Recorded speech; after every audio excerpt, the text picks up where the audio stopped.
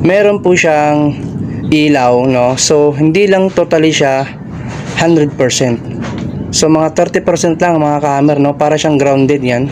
Nagpapatay-patay hindi po siya mga ka-hammer. Mamatay minsan at nagkakaroon din siya ng ilaw. Ayan mga ka-hammer, mapapansin nyo. Ayan. I-double check natin yung connection, yung wire po ng ating, ayan mga ka-hammer. Actually talagang nag 100% lang po siya, no? Welcome back to my channel mga ka-hammer, no? Na-miss ko kayong lahat. Medyo matagal-tagal din tayo hindi nakakapag tutorial about sa ating mga motor, Alright, so mga ka-hammer, no, actually dalawang araw na itong nakatambay dito kasi nga hindi umaandar si Mighty. Ngayon mga ka-hammer, no, i-fix natin siya gamit itong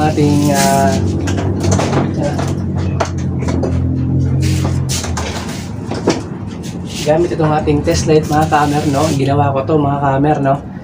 Meron tayong tutorial about nito, check nyo lang sa taas. Right, so ayun mga ka-hammer, gamit itong test light, i-diagnose natin si Mighty. Alright, bali mga ka-hammer, no, itong si Mighty, no, pag siniswitch ko ang kanyang ignition switch, namamatay po siya. Minsan namamatay, minsan okay. Ganun mga ka-hammer. Okay naman yung battery ko, malakas yung kuryente ng aking battery. Actually bagong charge lang yan. Tapos pag ginawa ko yung switch, yung ignition switch niya mga ka-hammer, minsan 30% lang yung kanyang ilaw. Alright, so hindi siya totally 100%.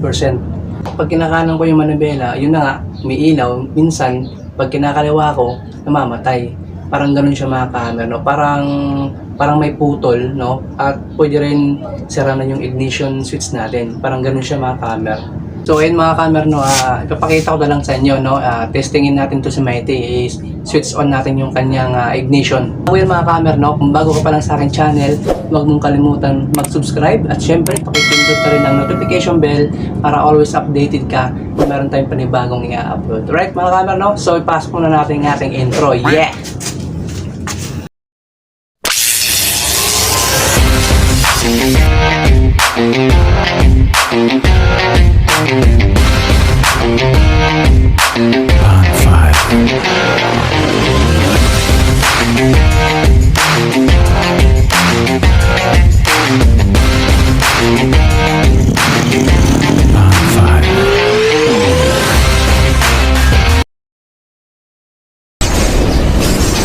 So ayun mga ka-hammer, ito na yung susi, no? Testing natin i-on yung ignition. Yan. Yan. In-on ko na siya mga ka-hammer, naka-on na po yan. Alright, so ayan, mapapansin nyo. Check nyo mga ka-hammer, no? Check nyo yung ignition. Yung indicator ng neutral, yan. Ayan o, mga ka-hammer. Meron po siyang ilaw, no? So hindi lang totally siya 100%. So mga 30% lang mga ka-hammer, no? Para siyang grounded yan.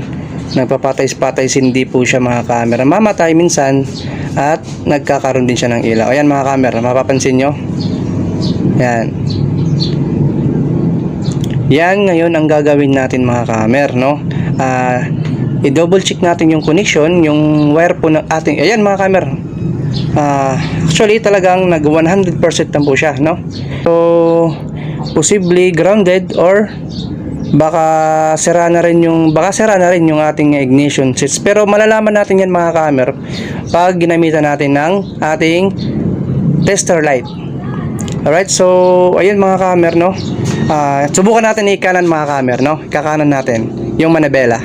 Ayan. Ayun mga ka-hammer, mapapansin nyo, namatay po siya. So syempre pag namatay yan mga ka-hammer, na naka-on po yung ating switch sa ating ignition, automatic hindi po kayo aandaran mga ka-hammer, no? Kahit ilang beses pa kanya kickstart at push start, hindi po kayo aandaran mga ka-hammer kasi po namatay ang kanyang indicator lights sa neutral mga ka-hammer, no?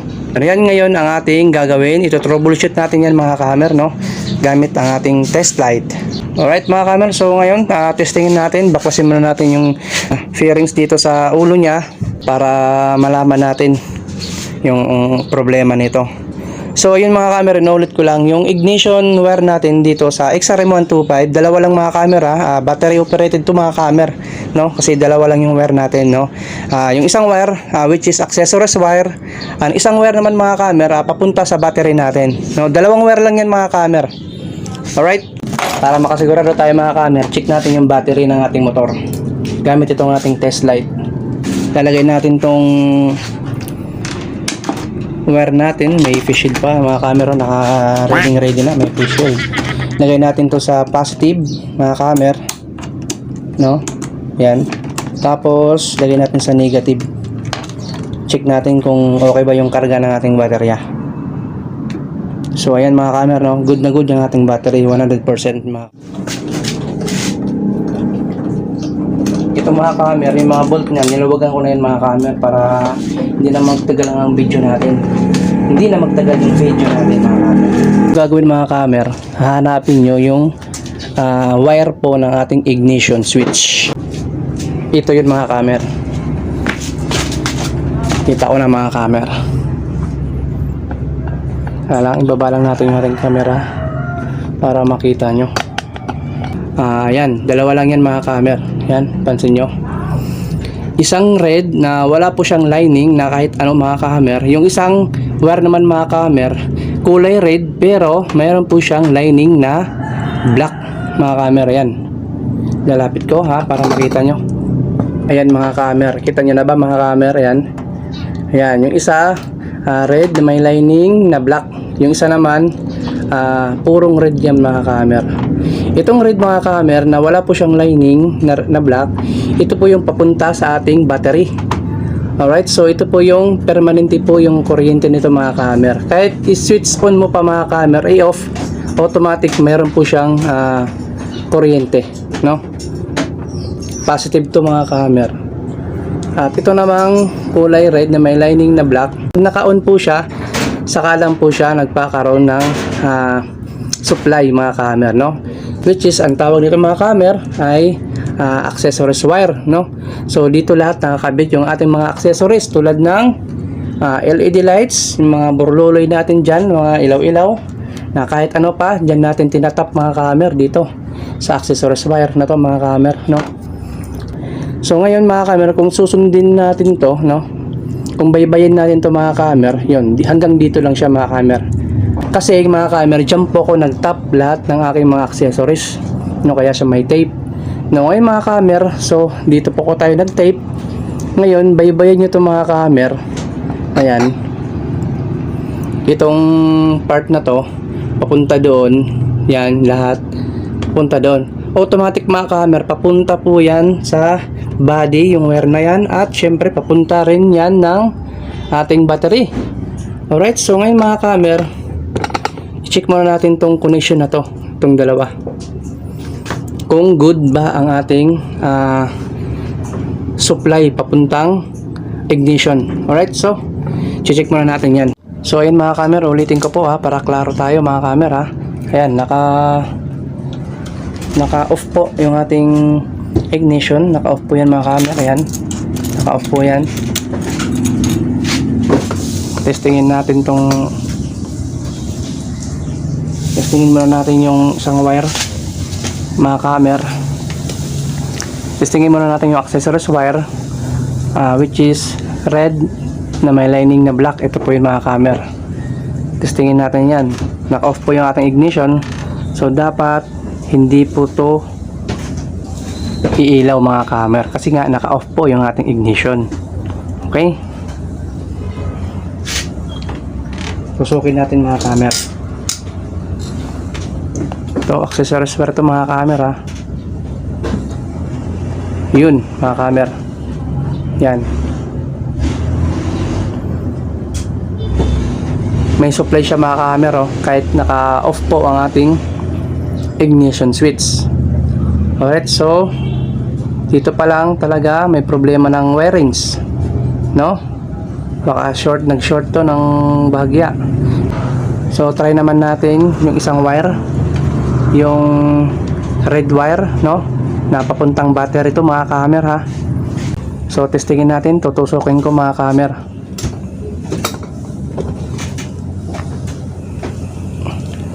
So tusukin natin. Yun, mga kamer, wala po siyang kuryente, no? Bakit siya nawala ng kuryente? Dapat may supply ito, may permanenteng supply ito, mga kamer. So yun nga, grounded nga ito. So subukan ko isusi, mga camera. Baka kasi magkaroon siya ng supply kung isusi ko siya. On natin yung ignition. Yan o. Ayun, mga camera, nagkaroon siya ng supply. So ibig sabihin, mga camera, ito na yung naging ano natin, accessories wire. I-off ko ulit, mga camera. Ayan o.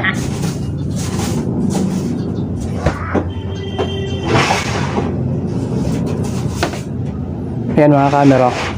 Try ko i-off, mga camera. Nagagalo kasi yung ano ko tusok ko kaya namamatay siya. I-off ko, mga camera, yung ignition. Ayan. I-on ko. Ayun. I-off ko. Ayun. So naging accessories wire to, mga camera, yung ating permanenteng supply sa battery. No, nagbaliktad sila. Ayun oh. On siya, on. Pansin niyo, nalagatik, mga camera, yung susian. Ayan oh. On, off. So ibig sabihin, nagkabaliktad po sila. Ito, naging accessories wire ito, mga camera. Yung isang wire naman ay naging permanenteng supply. No? O, testingin natin ulit yung isa. Yan, naka-off yan ha.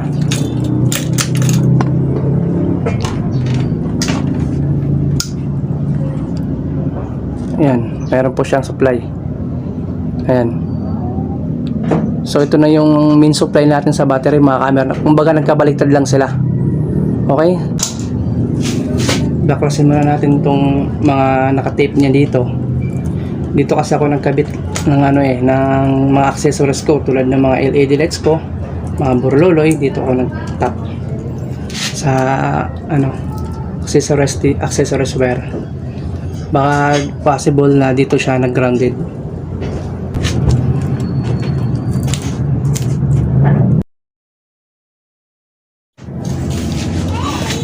So yun na, mga ka-hammer, no? Ito yung wire na nasa ignition switch. So binaklas ko na, tapos yan, paghihiwalay muna natin to para ulitin natin yung connection niya, mga ka-hammer, sakaling maging okay siya. Okay, so ito yung dalawang wire na to. Ito yung wire na galing sa battery. No, ito yung harness wire natin, mga ka-hammer, papunta po yan sa battery. Ito po siya, mga ka-hammer. Ito yung naman yung maliit, ito yung accessories wire nya. So ngayon, ito yung wire ng ignition natin, yung switch natin, yung ignition switch. Ito po siya, no? So ito yung itatap natin ulit, mga ka-hammer, no? Ay babalik natin muna, baka sakaling maging okay na siya. Iko-contact natin, mga ka-hammer, balik natin siya, no? Kasi baka mamaya maging okay na siya. Tapos ito naman yung main supply natin, mga ka-hammer. Ito papunta to ng battery. Okay, itong kulay red na wala po siyang lining na black. Okay, yan, kabit muna natin yan, mga ka-hammer. So check natin yung dashboard natin, i-on natin sakaling may indicator na po yung kanyang neutral. Okay, ayun, naka-on na yun, mga ka-hammer. So sad to say, wala talaga siya. Okay, wala pa rin, no? Wala. So ngayon, balikan natin to. Wala siyang supply. Kumbaga walang supply ang ating accessories. Nagloloko yung accessories wire natin, mga ka-hammer. Ngayon, mga ka-hammer, gagamit po tayo ng test light. Ito po, yung crocodile clip, ilagay natin sa negative. Kahit sa parte ng motor nyo, basta nasa bakal, negative po yung, mga ka-hammer. Okay, lagay natin yan. Tapos tester natin tong itong main supply po galing sa battery po ito, mga ka-hammer, kung meron po siyang kuryente. Okay, check muna natin. So ay, mga ka-hammer, ibig sabihin good ang ating supply papuntang battery, no? So enough siya para magbigay ng supply sa ating accessories wire, mga ka-hammer. Okay, so good na good yung ating wire papunta sa ating battery. Okay? So itong accessories wire natin mga ka-hammer, check natin daw kung magkaroon po siya ng ilaw. Okay? So ganun pa rin mga ka-hammer, nakalagay pa rin itong crocodile clamp sa ating negative. Tapos testingin natin to, lagay natin dito sa ating accessories wire naman mga ka-hammer. Ayan. Tapos subukan natin i-on ang ating ignition. Yun. So ayun mga ka-hammer, meron siya sa camera, kaso nawawala. Ayan, nawawala siya. Yun.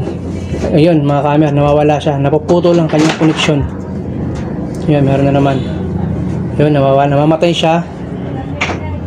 Namamatay. Ayan mga ka-hammer, oh. Ayan, namamatay siya mga ka-hammer. So ibig sabihin mga ka-hammer, yung accessories wire po natin, may diferensya na. Hindi na maganda yung kanyang connection. Ayan, nawawala siya. Yan, meron na naman. So parang grounded na po siya mga ka-hammer, no? Yan mga ka-hammer, kung mapapansin nyo, tinanggal ko na yung mga fairings niya para mas mabilis-bilis tayo. Nakakatagal din kasi yung pagtanggal ng mga fairings natin, no? Okay, so hahanap muna tayo ng wire mga ka-hammer. So ito mga ka-hammer, yung wire na gagamitin natin para gawin natin accessories wire, panibagong accessories wire mga ka-hammer. Ito po siya. So pagpasensya nyo na mga ka-hammer, medyo madilim tayo kasi walang kuryente dito, brand out. Ayan. Yan mga ka-hammer, napakadali lang nito mga ka-hammer, basic lang to. Yan mga ka-hammer. So kita nyo ba mga ka-hammer, lapit ko lang yung camera para makita nyo yung CDI. Ayan mga ka-hammer, to yung CDI natin, no? Tapos hanapin natin dito yung accessories wire niya mga ka-hammer, no? Yung black na may lining na red. Ay, sorry, yung red na may lining na black. Okay? Nabaliktad pa ako. So ito yung mga ka-hammer, no? Ito yung CDI natin, no? Ito yung accessories wire. Ayan, red siya na may lining na black. Ayan ang mga ka-hammer. Kita nyo ba mga ka-hammer? Ayan. So dyan tayo magtatap mga ka-hammer. 4 lang yan na wire mga ka-hammer, 4. Gagawin nyo mga ka-hammer, tanggalin nyo muna to, itong CDI. Ayan. Tapos dito nyo itatap yung ginawa nyong binalatan yung wire. Tap nyo siya dito. Yan, itap nyo siya dito mga ka-hammer. Ilalagay nyo yung wire nyo mismo dyan sa accessories wire na yan mga ka-hammer. Ayan, ayan, inalusot ko lang siya.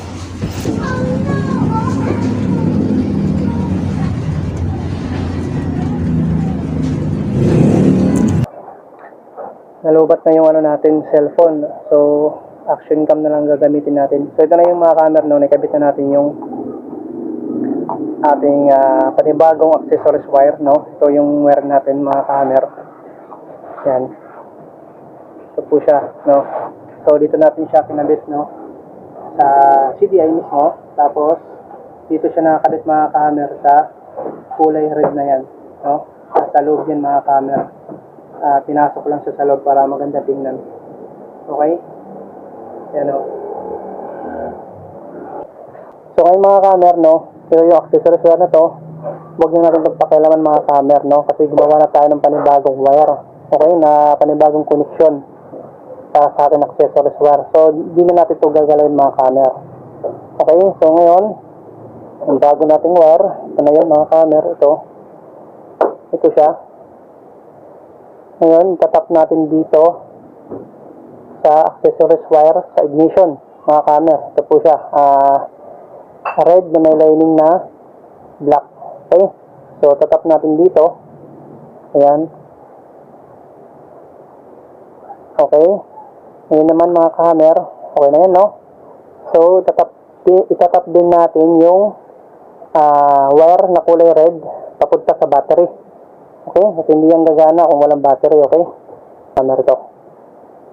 Ito po siya. Ito yung red, no? Na papunta ng battery ito, mga ka-hammer, no? So, ito naman yung galing sa ignition na kulay red. So, itatap natin dito, mga ka-hammer. Yan. Bali, mga ka-hammer, no? Yung ginawa natin, itong accessories wire na dati, no? Nag-loose connection na to, huwag na natin pakialaman to. Tipan na lang natin, mga ka-hammer. Lagyan natin ng electrical tape. Okay, so ito na yung panibagong connection natin, no? Ito na yung accessories wire, okay? Nagaling po ito sa CDI, mga ka-hammer, okay? Sa CDI po ito. So, check natin, mga ka-hammer. Yan, naka-off po siya, no? Try natin i-on. Ayun. Mga ka-hammer, 100% po siya, no? Okay ang kanyang connection. Okay? Maganda na siya. Try natin ikutin. Try natin galawin yung manibela kung mag-loss connection pa ba siya, mga camera. Tingnan nyo, mga camera. Yan, ginalaw ko na yung manibela. Yan, mga camera. Ginalaw ko na po yung manibela. So, hindi na po siya nag-loss connection. Yan. Okay. So, ibig sabihin, good na siya, mga camera. At testingan natin panda rin.